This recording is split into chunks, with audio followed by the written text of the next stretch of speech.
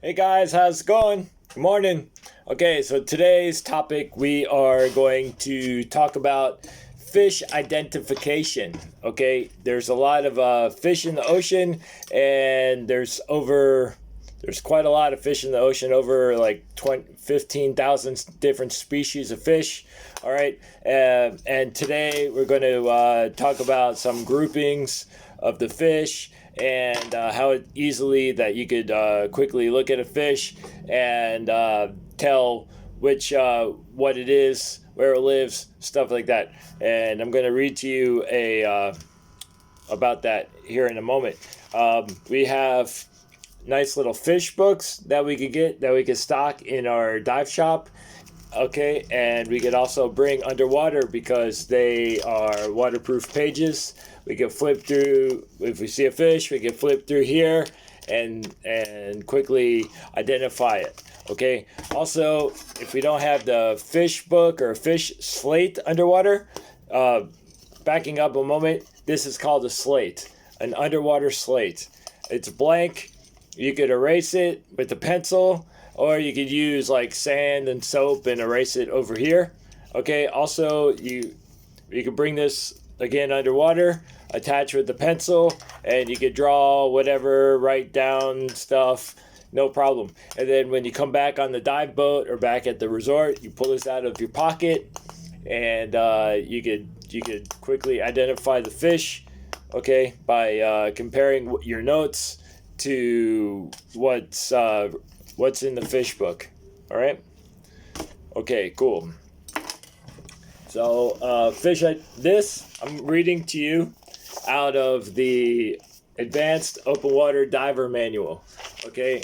This is after you make your open water diving license. Okay, these are some of the specialty courses that you could take for your advanced open water certification. And this one is called fish identification. All right, so here we go. I'd like you guys to take notes on some important parts of that you find important, and then we're going to have a nice little discussion about all this stuff when I see you guys, okay, in real life. Okay, all right, here we go. Fish identification strategies. Okay, first, we're going to talk about these two people on holiday. So imagine you're on a 1 week land safari in Africa. On the first day, you drive around looking for animals, but you don't see any. It continues like this for the second day and the third day. And then on the fourth day, you finally see a cat-like animal hunched down in the grass. Your daughter asks you, "What's the animal? Why is it crouched like that?" However, you have no idea, okay, the answer to that. And you can't tell her anything. But you wish you knew yourself. So the experience wasn't what it would have been if you knew what you were looking at, right? Okay.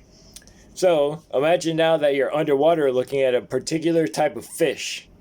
All right. If you don't know what it eats or its habitat, you won't know where to look. Without that information, you just wander around. On an African savanna, this might be okay for a day or two, but during a dive, you're limited by your air supply, okay, and your bottom time, okay, which we already talked about.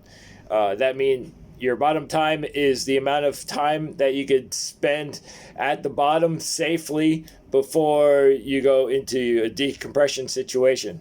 Okay, decompression situation is when the nitrogen that in the air that we're breathing underwater accumulates in our body tissues, and then we get little tiny gas bubbles in our blood system and or around our lungs. And then when we come up, it's a bad situation.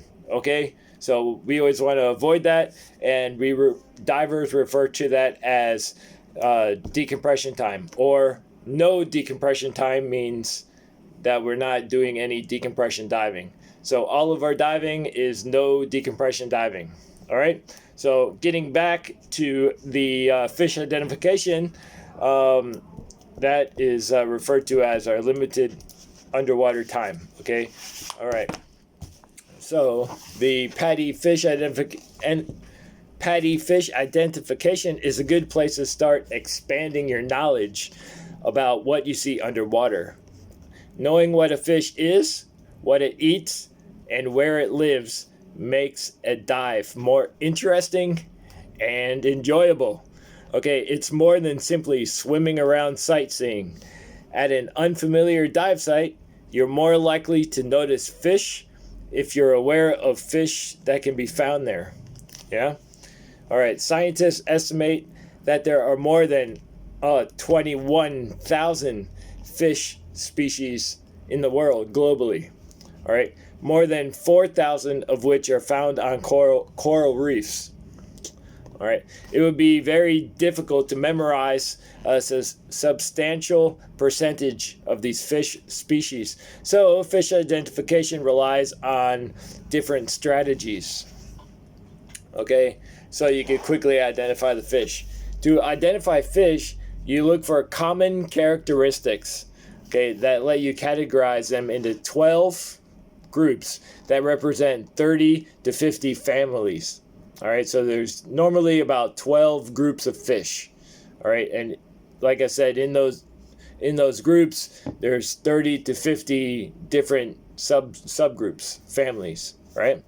So with practice, you will learn to focus on the most common and representative species of different families. Understanding key characteristics plus basic information about local ecology provides a foundation for classifying most fish at the family level.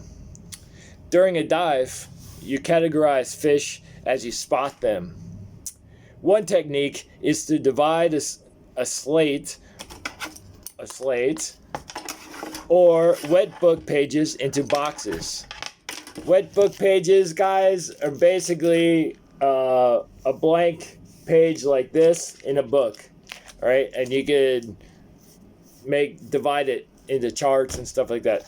All right, so so you divide that into boxes on the wet book pages for each family you expect to see, and then note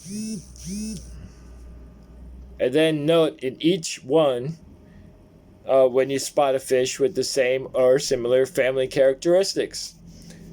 Fish ID slates can help you identify and categorize fish.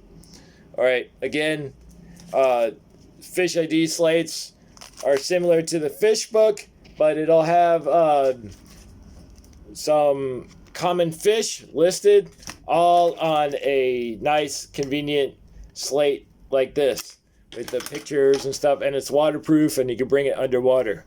Okay, so if you're using a slate like this with a pencil, have a place to sketch. Normally it'll have a place to sketch and note physical characteristics of the fish you don't recognize, so you can categorize them later, okay, on the surface. You see more fish by being still, floating, relaxed, and neutrally buoyant. So neutrally buoyant, being buoyant is the upward force of the water. All right, so neutrally buoyant means you're neither going up nor going down. You're staying at the same level in the water. All right, so we want to see more fish by being still and floating and trying to be as neutrally buoyant as we can. Chasing fish, or this is called sculling, okay, with your hands or your feet or something like that. You don't want to do that because it scares the fish away and also stirs up the bottom, so nobody can see anything actually anymore, even the other people around you. All right, so for more about passive interactions, we're going to talk about on Friday the Underwater Naturalist PADI program as well. All right, which combines very well with the fish identification. All right, so you can also improve your buoyancy and fish watching skills in the when we're practicing or diving.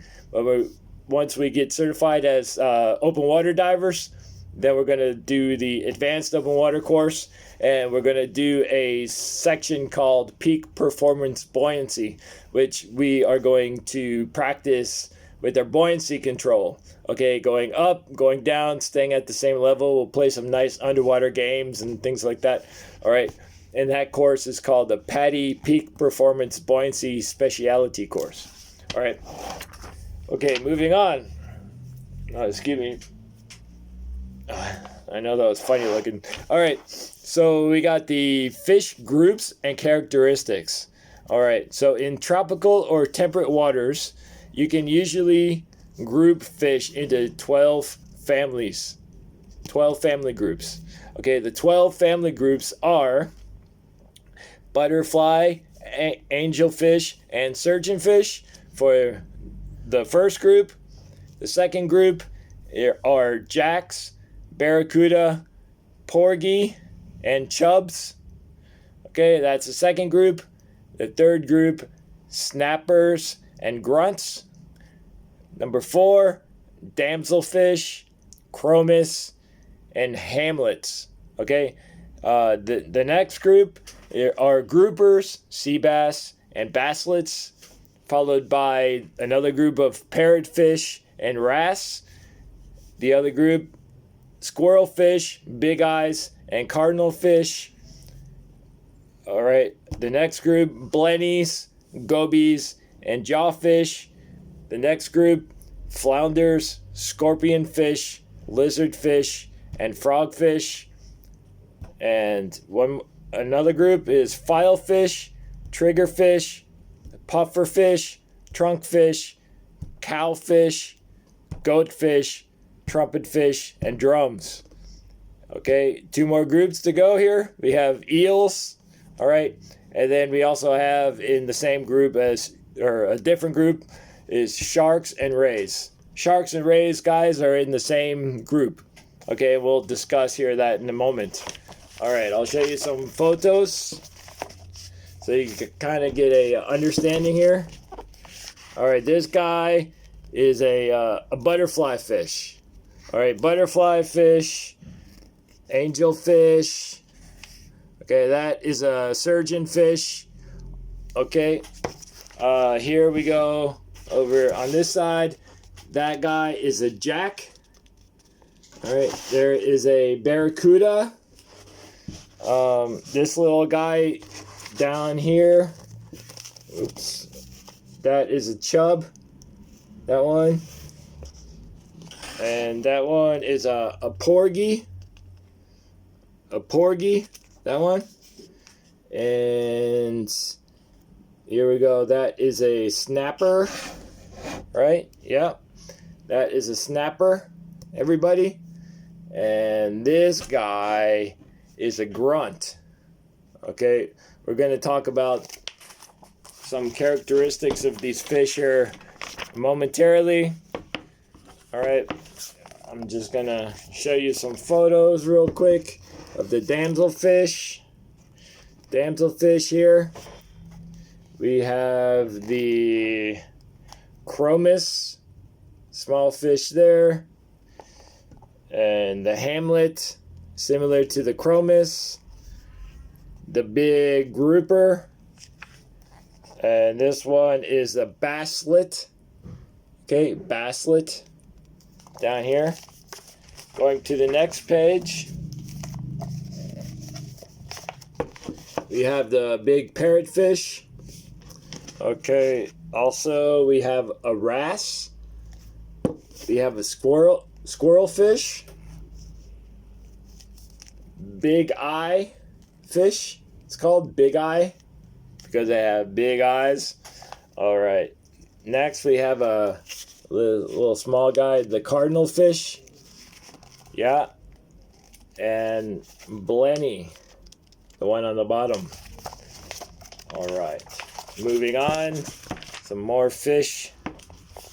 We have the little guy here that likes to live in the sand, the jawfish, followed by the goby, hey babe, followed by the nice weird flounder, and we have the scorpion fish, nice poisonous fish, and the frogfish, another weird guy, and the lizardfish down here, all very, very, very strange, colored and all that stuff.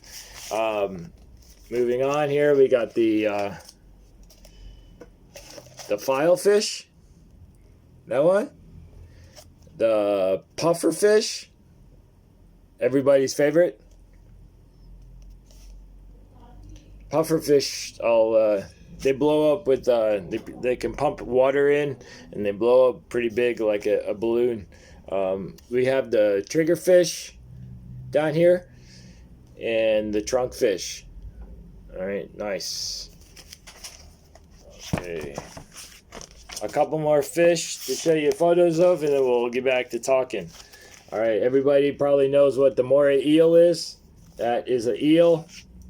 Looks like a snake, but it's actually a fish.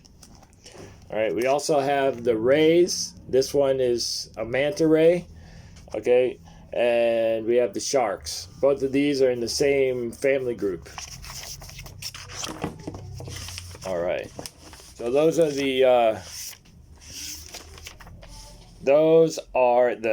12 groups of family or of fish. Okay, now that I've showed you the photos, now we're gonna talk about that. Okay, so now when we're talking about it, you can revert back to the photos and then be like, ooh, ah, okay? All right, so first, we're gonna talk about the butterfly fish, the angelfish, and the surgeonfish. All right, so they're characterized by thin, oval, or disc-shaped bodies, typically with bright colors and patterns, as you see in the photo. All right, which is right here.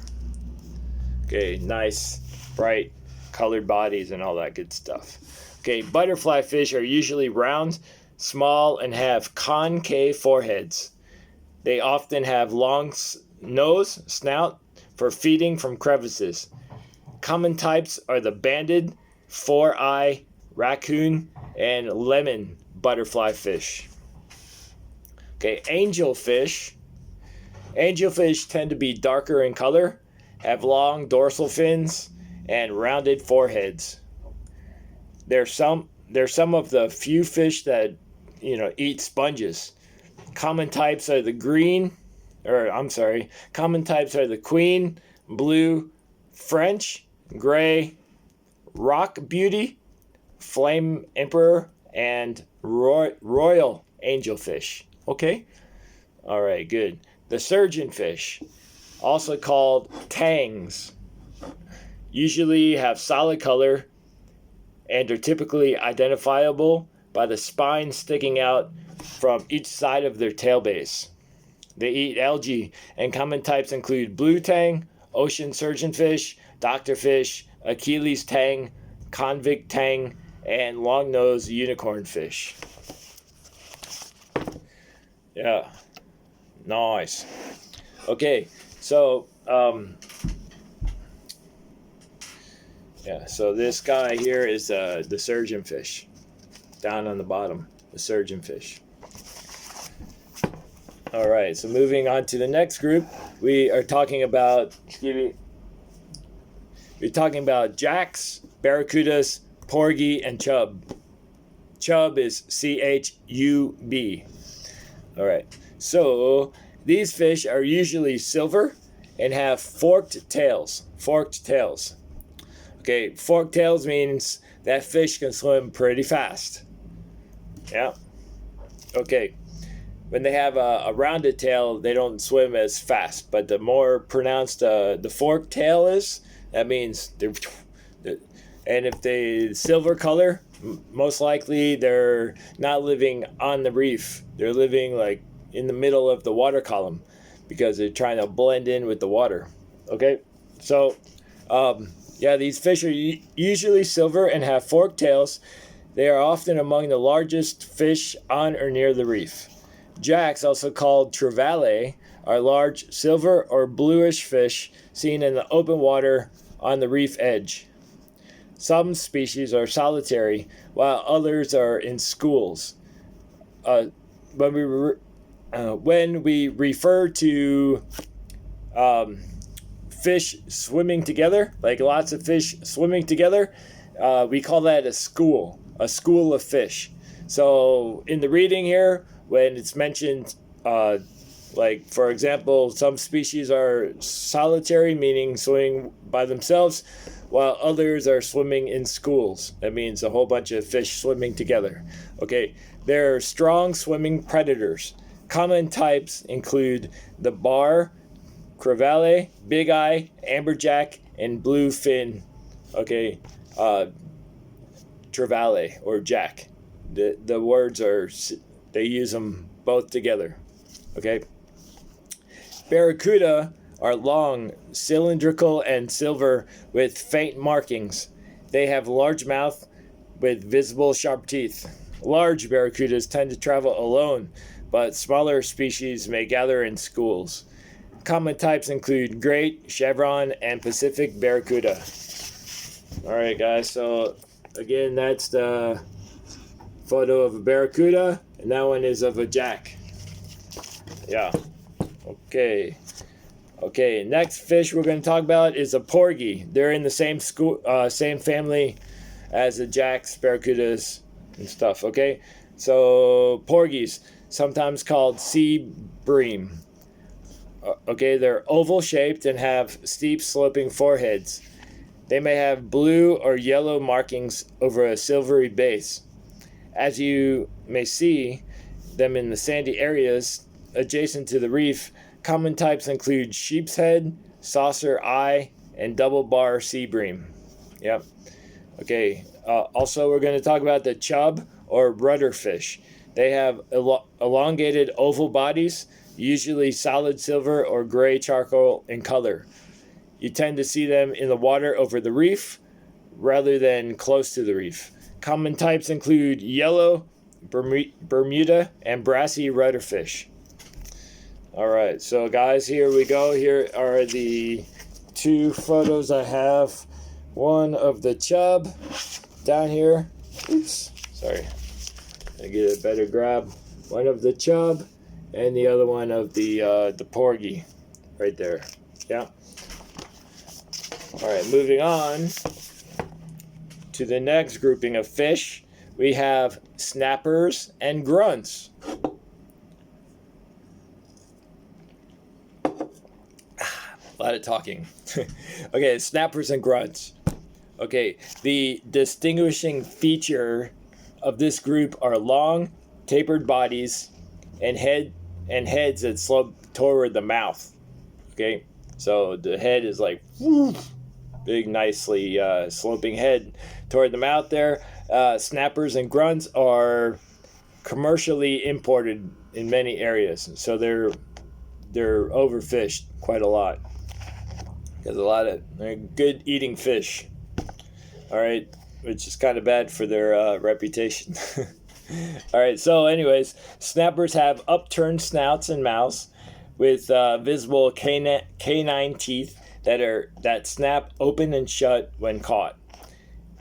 Hence their name. Okay, that's how they get their name. Okay, they may be small and travel well over the reef in loose schools.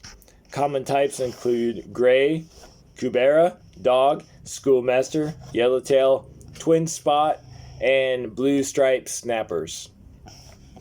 Okay, grunts. Grunts got their name because they make a grunting noise when caught. You see them in small groups and large schools on the reef, or at night singly in the sand flats and grassy beds. They may be colorful with stripes. In some areas, grunts are called sweet lips. Common types include French, blue stripe, black spot, and oriental sweet lips. All right, our next grouping here, guys, is the damselfish, chromis, and hamlets. All right, so here I'll show you the photo. Damselfish, chromis, and the hamlet there. They're kind of smaller fish. Yeah, so these small fish, oval-shaped fish, dart in and out of the reef crevice. They're colorful with many different patterns and shades. Damselfish defend their territories, including chasing larger fish and divers. Okay, they often feed on algae and have distinct nests or living areas. The Indo-Pacific anemone fish is a damselfish. Others include sergeant major, dusky, yellowtail, sulfur, humbug, and geobardi damselfish. These damselfish are about that big. Okay, so if you swim over a reef, sometimes a damselfish will come over and kind of try to bite your ears, but the fish is that big. It doesn't really hurt at all. You just feel it and just go like that and swim away. Okay, not a problem. Okay, the chromis are similar to damselfish, but slightly different in appearance. They feed on plankton and are less territorial. They're usually long, elongated fish, okay, with deeply forked tails. Remember what I said about the forked tails? They swim fast, okay? Deeply forked tails, and the common types include the blue, brown, purple, blue-green, and bicolor chromis. All right? Okay, the next one we're going to talk about in the same grouping here are the hamlets. Hamlets are actually members of the sea bass family, but they look more like damselfish, though they have flatter, sloping head profiles. These predators are often colorful and may have stripes or markings. Common types include barred, indigo, black, and blue hamlets. All right, again, this guy here is a hamlet. That's a chromis. Very similar. And the damselfish. Very similar, huh? All right. Okay, our next grouping of fish are the groupers, sea bass, and basslets. All right, so here's the grouper and the basslet. Yeah. All right, unfortunately, I don't have a photo of the sea bass. All right, so this group consists of big-bodied fish with large mouths and lips. They tend to be solitary and hang out in the shadows. They're predators, and mainly groupers and basses, are highly sought after as food in some areas, making them prone to overfishing. All right, groupers are often dark brown, black, or reddish with splotchy markings. They can change color, markings, and shade, sometimes making it hard to determine exact species.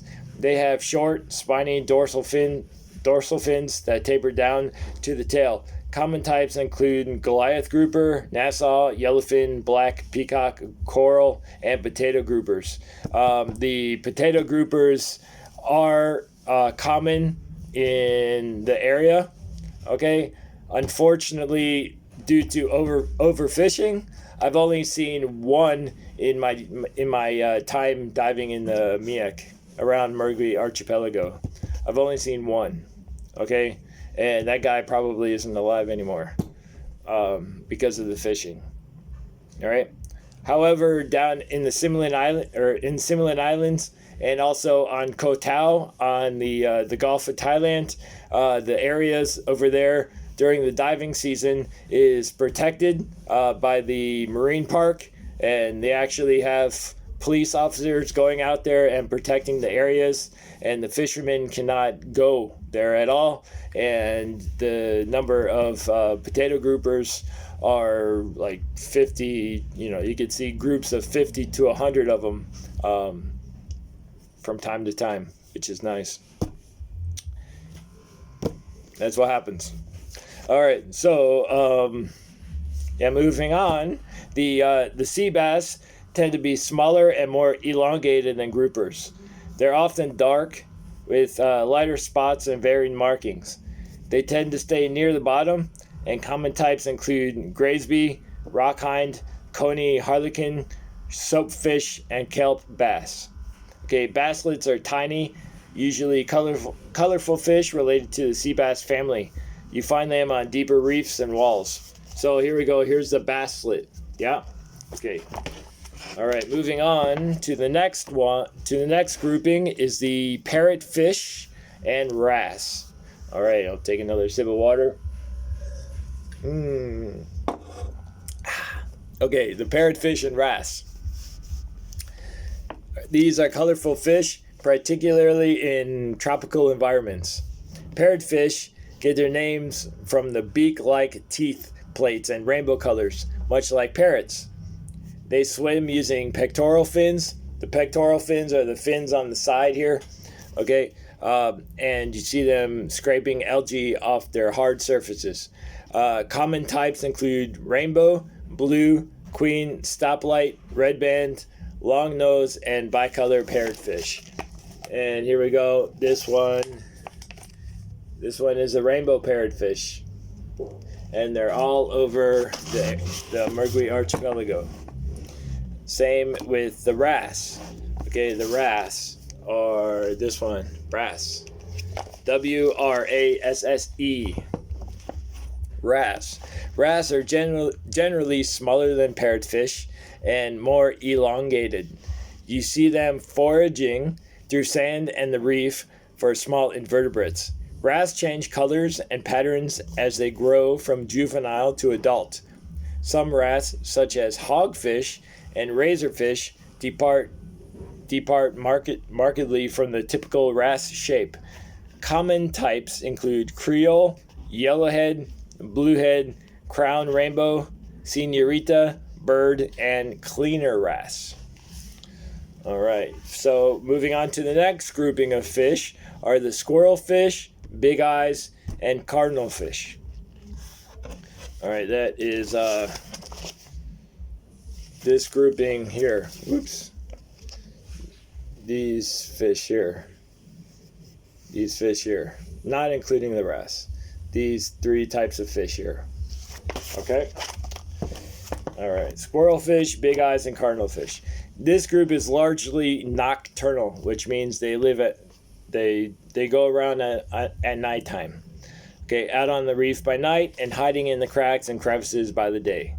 Their reddish color and big eyes make them easy to spot and identify as night-adapted fish.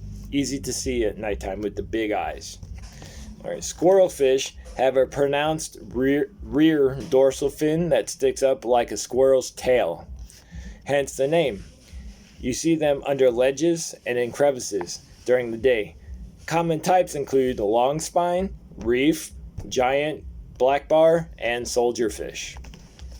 Okay, big eyes differ from squirrelfish in that they have bigger eyes, a continuous dorsal fin, and appear less scaly.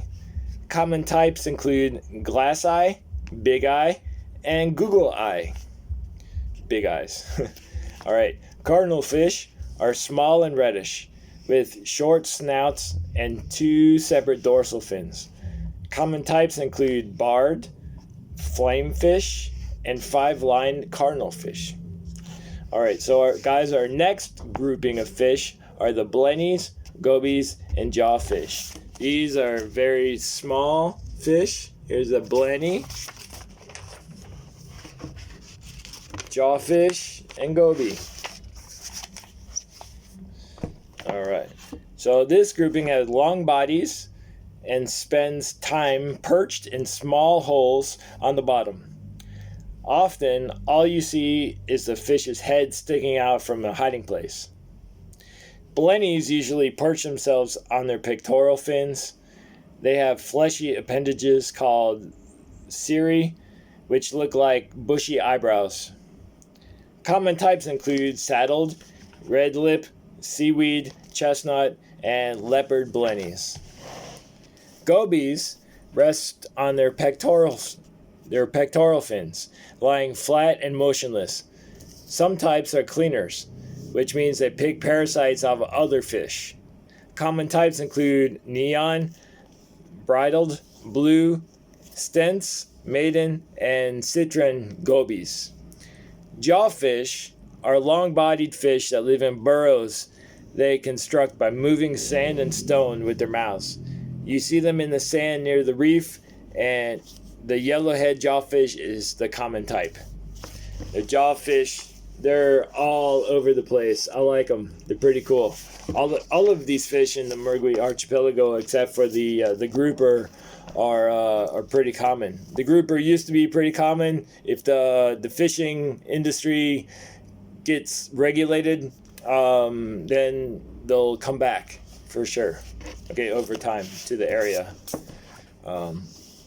Anyways, moving on to our next grouping are the flounders, scorpionfish, lizardfish, and the frogfish. These are all weird fish. These ones I'm about to talk about here. Okay, although from different families, this group consists of bottom-dwelling fish with excellent camouflage and unusual shapes. The flounder, this one, the flounders are flat fish with both eyes on the top of their bodies. All right, they swim on their side.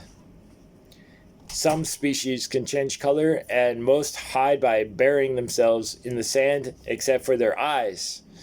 Common types include peacock-eyed, gulf, and panther flounders.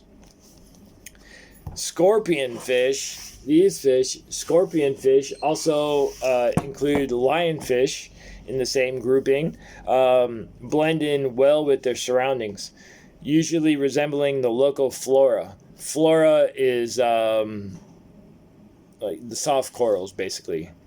All right. They have stocky bodies and spiny dorsal fins that carry venom. Okay, the venom is very toxic. And can kill a person if especially the stonefish. If a person gets stung by a stonefish, maybe 10 minutes to 1 hour and they're dead. All right, so we have those all over the Mergui Archipelago, but they don't really move much at all. So we could talk about that more in detail later when I see you guys. Scorpionfish blend in well with their surroundings, usually resembling the local flora. They have stocky bodies and spiny dorsal fins that carry venom. Some species are quite venomous. They're hard to spot because they remain still. Injuries result when someone accidentally steps on or puts a hand on a scorpionfish. The lionfish is in the family, though it is active, visible, and doesn't lie on the bottom. Other common types include the spotted and reef scorpionfish and the stonefish.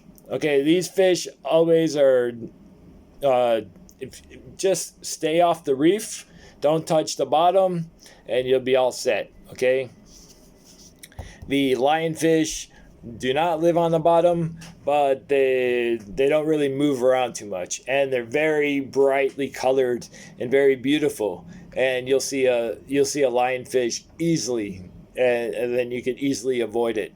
And they're not really to be worried about either. There's a lot of them around, but also, they're easy to see, and you can swim around them, and they won't chase you down or anything. So, not to worry about the lionfish. Just be aware of that.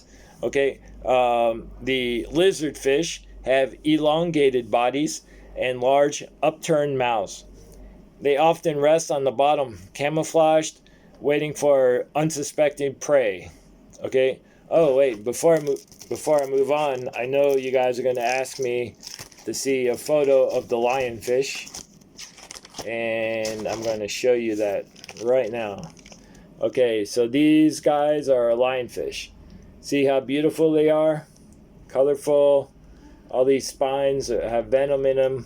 Okay, there's different types of lionfish. Yeah. Here we go. That is a photo of a stonefish. Okay, it looks exactly like a stone. And then you've already seen the photo of the scorpionfish. Okay, lizardfish and frogfish, they're not venomous, and I'm going to talk to you about the lizardfish here right now. Okay, lizardfish have elongated bodies and large upturned mouths.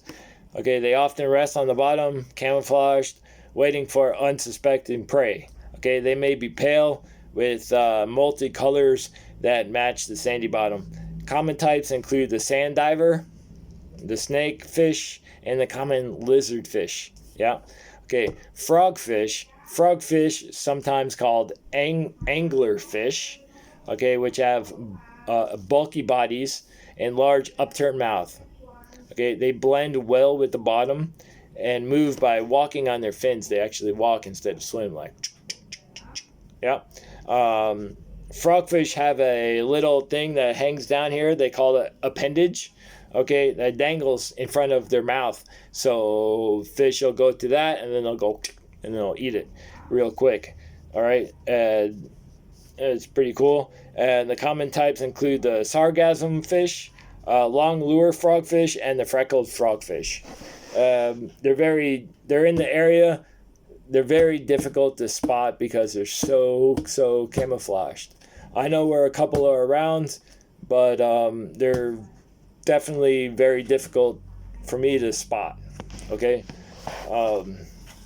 but I can spot them if I get to know the area and stuff. But and they don't move around much. So once you figure out where a frogfish is, and then most likely they're going to be there for the rest of their life until something eats it or it dies. Okay. Moving on to the next group is the filefish, triggerfish, pufferfish, trunkfish, cowfish, goatfish, trumpetfish, and drums. Okay, these all of these fish down here on the bottom. That's what we're talking about next. Okay, all fish in this group are free swimming, meaning they don't tend to perch or lie on the bottom. Okay, and are able to swim freely. And many have unusual shapes that allow them to take advantage of the fauna for camouflage. Fauna, again, everyone, is the everything in the area, like all the soft corals and the underwater plants. All right, and barrel sponges and stuff like that. Okay, filefish and triggerfish make up the family called leather jackets, so named for the rough, textured skin. These fish have oval or diamond-shaped bodies. Filefish have elongated dorsal fins, similar to the triggerfish. Okay, only they're more spike-like. Common filefish include the scrawled, orange spot, white spot, broom, and long nose filefish. Okay, the triggerfish get their name from the elongated dorsal fin, which has a shape similar to a gun's trigger. Part of the leatherjacket family, these fish have oval or diamond-shaped bodies. Common triggerfish include queen, black durgan, ocean triton, clown, and Picasso triggerfish. The pufferfish get their name from the fact that they can swell their bodies up like balloons. Okay, some have spines that stand out when they do this. All species have powerful jaws. Most have dark spots or blotches. Some common types include the dog-faced puffer, the black-spotted puffer, and the porcupine puffer. They're all in the area. They're all in the Murgui archipelago. Actually, all of these fish, like I said, are except for the grouper, unfortunately. Okay, trunkfish and cowfish make up the boxfish family, so named for their triangular boxy body shape. Okay, these fish move slowly with sculling fin motions. Again, sculling is like that. All right, like that kind of. Cowfish have two horns that distinguish them from trunkfish. Common trunkfish include smooth, spotted, and cube trunkfish. Common cowfish include scrawled and honeycomb cowfish. Goatfish have long, cylindrical bodies and barbels that hang from their chins, much like the beard of a goat. They feed on the bottom and may gather in schools. Goatfish have many color variations, and common species include spotted, yellow, red patch, long barbel, and yellow saddle goatfish. Okay, trumpetfish get their name from the long, tube-like bodies and long mouths. They stalk their prey by hanging head down often near other vertical corals and growth that camouflages them for their prey.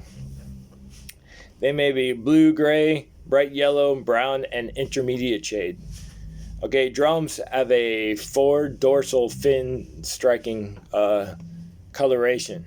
Okay, the common types include spotted jackknife fish and high hat drums. Some different drum species look very, very different, and that's a drum. That's a drumfish. Very cool. All right, we're getting to the last 2 groupings of fish. One is eels. Okay, eels are fish, though most people think they look like snakes, but most eel species live in holes and crevices, but they may come out to feed at night. Some have one color, while others have a nice color pattern. Okay, perhaps the most common marine eel is the green moray, the spotted moray, and the reticulated viper and giant morays. Okay, and we have all of these eels here in the Margui Archipelago. Other types of the saltwater eel include conger, ribbon eel, dragon eel, and wolf eels. Okay, we also have sharks and rays. Okay, sharks and rays share a group because of their bodies consist of flexible cartilage and lack much true bone. You may see many types of sharks and rays, ranging from larger species to smaller ones. Sharks swim using their tails like other fish, whereas rays have modified pectoral fins that they use like wings, flying through the water. Common sharks include the nurse shark, white tip shark, black tip shark, and leopard sharks. Common rays include the skate, southern stingray, eagle ray, and manta ray. All right, so again, there's the eel, the manta ray, and the big shark down there. All right, so those are the 12 groupings of the fish. Okay, and then we could also do a nice little fish survey during some of our dives to see how many fish are in the area. And there's some organizations called REEF, which is Reef Environmental Education Foundation. Okay, it's a nice organization that monitors the coral health of the corals, as well as the fish abundance of the world's oceans, depending on what region you're in. Okay, so REEF have developed reef surveys that allow divers to identify and record fish they see on a dive. One effective way to survey fish is the roving diver survey technique. Okay, developed by REEF, you simply swim, spotting and recording the fish you identify from the start to the end of your dive. Okay, there's no need to count. Simply note on your dive slate, okay, and how many they are. For example, you could do S for single. If you only see one, you could do F for few, which is between 2 and 10. You do M for many, that is between 11 and 100, or A for abundant, which means over 100. Okay, if you see a mystery fish you don't recognize, you could draw a sketch of the fish on your underwater slate, and then you could identify it later. All right, or if you have a camera, you could take a photo of it as well, which will help you identify that. All right, in fish surveys, you record only fish you can positively identify. Many divers keep fish surveys for personal interest, but you can also use them for scientific data collection by local or international institutions. Okay, depending on the situation, your fish identification dive may simply focus on identifying fish without surveying them or not. Okay, during and after the dive, you can use the fish identification slates to help determine fish species. After the dive, you can use apps. There are many available that you could choose from, and guidebooks to help determine fish species. Me as your instructor and some local divers, we might help you identify the local species, or if you need any help with that. All right. Caring for our oceans. Scuba divers and snorkelers like you notice changes in the underwater world. Okay, this makes you a natural ambassador for the aquatic environment. You witness what's happening and hopefully have a passion for sharing and acting based on what you see.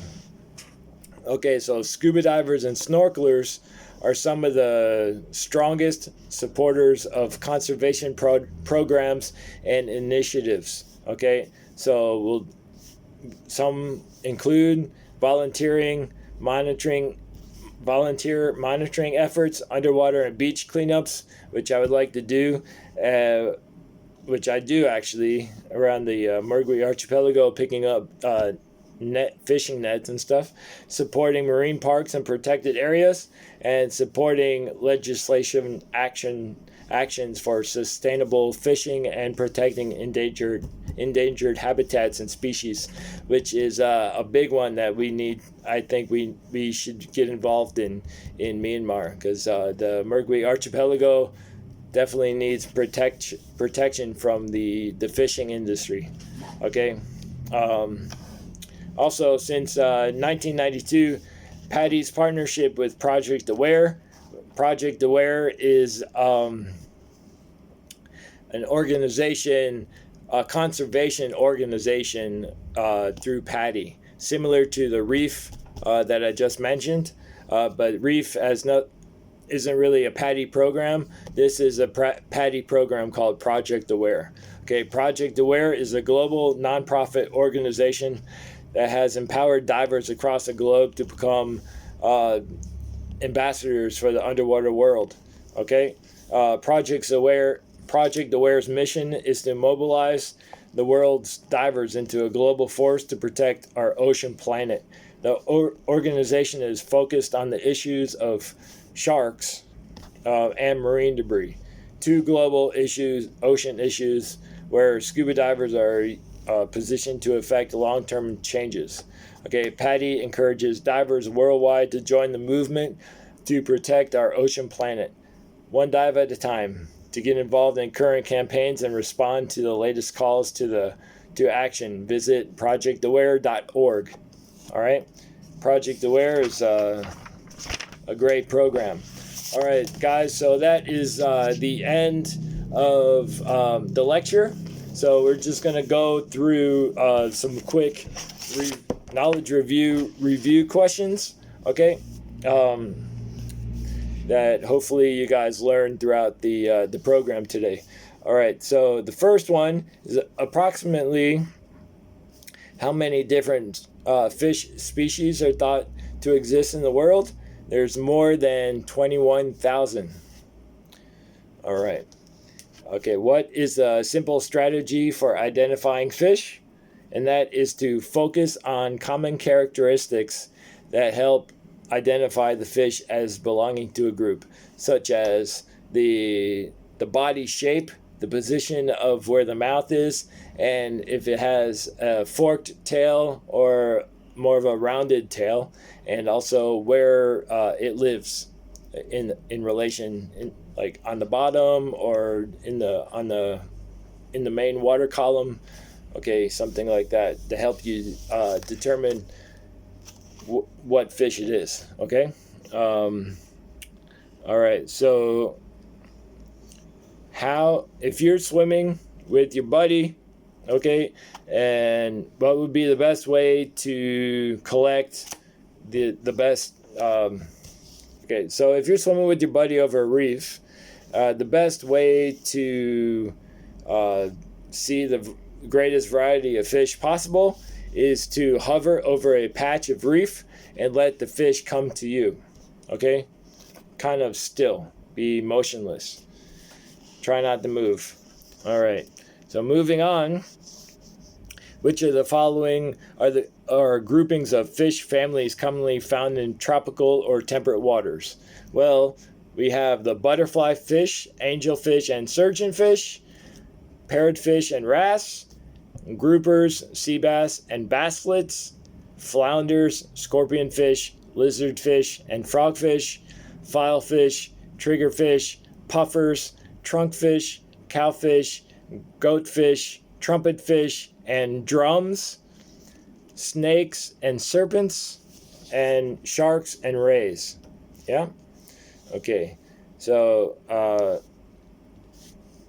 to distinguish between fish families, you have the size, the color, body shape, fin configuration, and habitat and behavior. All right. So, during a dive or a snorkel, you spot a fish that has a box shape and two appendages that look like small horns coming out of the top of its head. What is that fish likely to be? Would it be that fish is a cowfish? Yeah. So if you said cowfish, you are right. All right. So the next one, you see two eyes sticking up from the sand on a fish that appears to be flat. What is that? Did you say a flounder? If you did, you are right. Okay, number 8. The roving diver survey technique means that I follow a strict search pattern and only identify fish that appear directly in front of me on the planned path. Is that true or false? If you said false, you are right. Okay, the roving diver survey means you just just go as you will. Just whatever fish you see during your snorkel. There's nothing planned about like a route or anything like that. Okay, that's what it means, the roving diver. So moving on to question 9, I see a fish that you can't identify and complete a sketch of it on my dive slate. On your dive slate. Okay. To identify it after the dive, what do? Well, you can do a couple things. You could ask a more experienced fish watcher. Okay, you could check your fish reference book, and you can compare your sketch to the local fish identification slate. All right. So that'll help you figure out what you saw. Okay, and the next question here is scuba divers and snorkelers are the world's natural ambassadors for the aquatic environment because they see changes to favorite dive sites over time and generally support the establishment of underwater parks and protected areas and support legislation and regulation to protect threatened species and habitats, also, and to pick up marine debris and participate in both underwater and beach cleanups. And finally, they care about what they love, the underwater world. Okay? Right. And the last question of the day is Project Aware's mission is to educate divers and the public about environmental issues affecting aquatic environments and unite them in efforts to protect and sustain them. And that is true. Okay, we are going to be Project Aware divers and snorkeling as well. So that's it for today. And tomorrow, on Friday, we're going to talk about another program. Okay? Okay, until then, we'll see you later. Have fun, and thanks for watching. Bye.